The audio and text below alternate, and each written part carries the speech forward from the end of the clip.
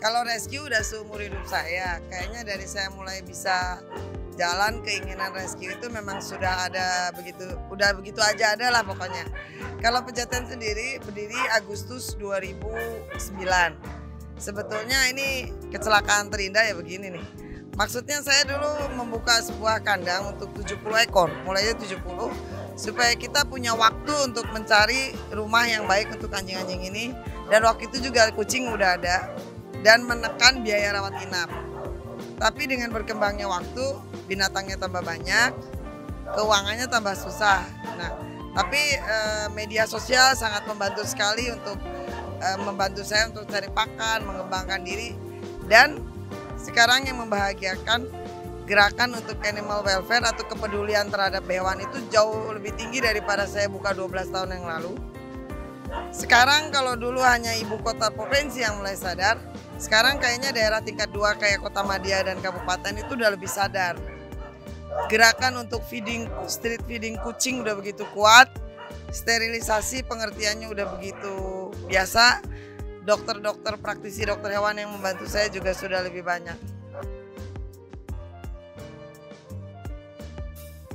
Kalau itu terjadi di ibu kota provinsi sampai daerah tingkat 2 kayaknya sudah tidak bisa diterima karena fast food sudah begitu banyak, mulai dari GrabFood, GoFood sampai Shopee, gerakannya udah luar biasa. Saya kira tidak menjadi satu alasan mereka untuk mencari sumber protein. Tapi kalau daerahnya terpencil, yang sekarang daerah terpencil sebetulnya tidak ada yang terpencil benar karena Pak Jokowi kan membuka jalan kemana-mana. Jadi seharusnya memang yang bukan hewan ternak sebaiknya tidak dikonsumsi.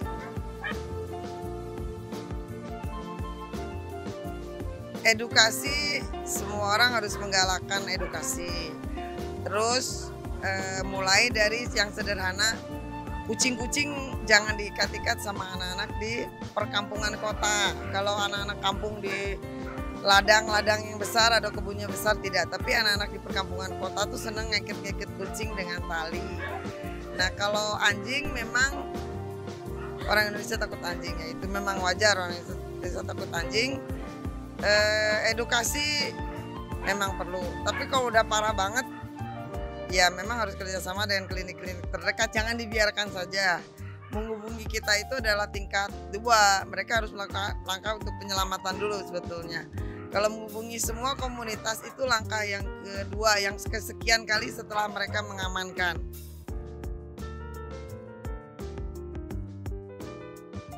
Pemerintah sangat mendukung sih. Kayak rabies pasti mereka berikan secara gratis dan pemerintah pasti mendukung itu. Dan karena pemerintah daerahnya lebih siap, kalau DKI kan gak semua daerah pemerintah daerahnya siap. Iya, memang harusnya merata dan peranan media sosial dan pers seperti Sinta, TV-TV itu yang sangat berperan membantu gerakan kita memang. Teman-teman seluruh Indonesia yang membantu pertama, perhatikan hewan yang paling dekat dulu. Yang paling dekat lah, kalau ada kucing tolong. Sekarang saya lihat di Indomaret dan Alfamaret tuh semua minimarket jual cat food. Dan kayaknya mereka sudah biasa untuk beli dan feeding kucing di mana-mana. Kedua, komunitas terdekat lah yang disumbang dulu. Dari segi beras atau pakan. Dari donatur, dari usaha pribadi, dari donatur dan segala macam. Saya adalah seorang dokter manusia, bukan dokter hewan. Saya biasa dengan manajemen rumah sakit, jadi agak-agak biasalah saya dengan manajemen seperti ini. Saya beruntung karena latar belakang pendidikan lah yang memang bisa.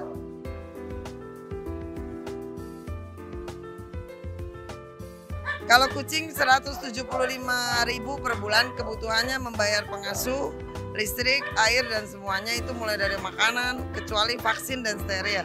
Kalau anjing 350.000 per bulan, itu gaji orang, bayar listrik, bayar air, bayar kebersihan semuanya itu. di luar vaksin steril ya. Kita punya kebutuhan 500 juta per bulan karena anjing di sini hampir 1.000 lebih, ada kucing juga di berbagai tempat lah. Kebutuhannya hampir 500 juta. Di situ termaksud kesejahteraan yang jaga, listrik, air, pakan. Terus kalau kita perlu BBM untuk rescue mereka itu udah termasuk. Yang nggak ada di komponen itu adalah steril dan vaksin, karena vaksinnya setahun sekali, sterilnya seumur hidup sekali. Kalau vaksin rabies gratis, itulah dukungan pemerintah kepada kami.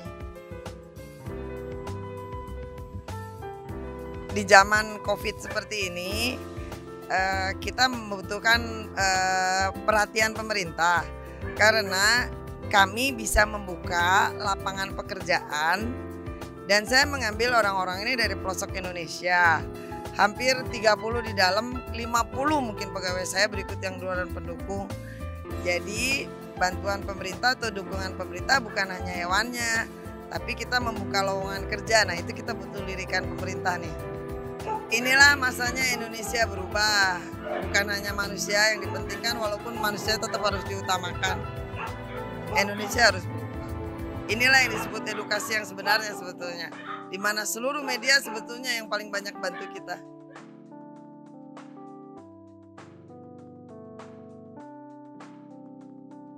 Onil, kalau nggak salah udah sekitar jalan 11 tahun. Kalau di sini kebanyakannya anjing lokal, anjing kampung, terus paling mix.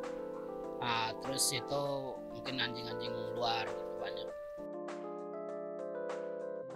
Kalau di sini, kalau waktu tahun-tahun yang lalu bisa 2 kali. Nah kalau sekarang paginya itu kita cuma ngasih cemilan, kalau sore baru kita kasih makanan basah. Kalau warga sini yang nggak terganggu sih, tergantung merekanya sih.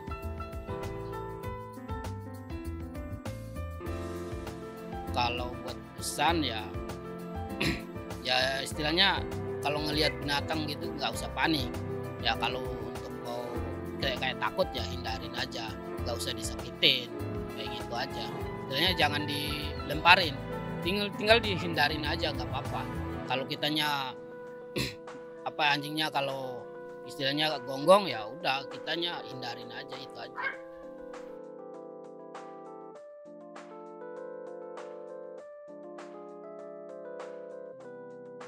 Menjenguk ya piaraan. Menjenguk peliharaan ya. Nama peliharaan siapa? Bom-bom. Bom-bom. Oke, usianya berapa nih Bom-bom? 2 tahun ya. 2 tahun. Ya, lebih ini ya, strategis ya. Aman, dekat gitu kan. Udah gitu gampang dijenguknya gitu. Ya, ada ya sebagiannya bisa ngertiin binatang gitu. Ada yang belum ya.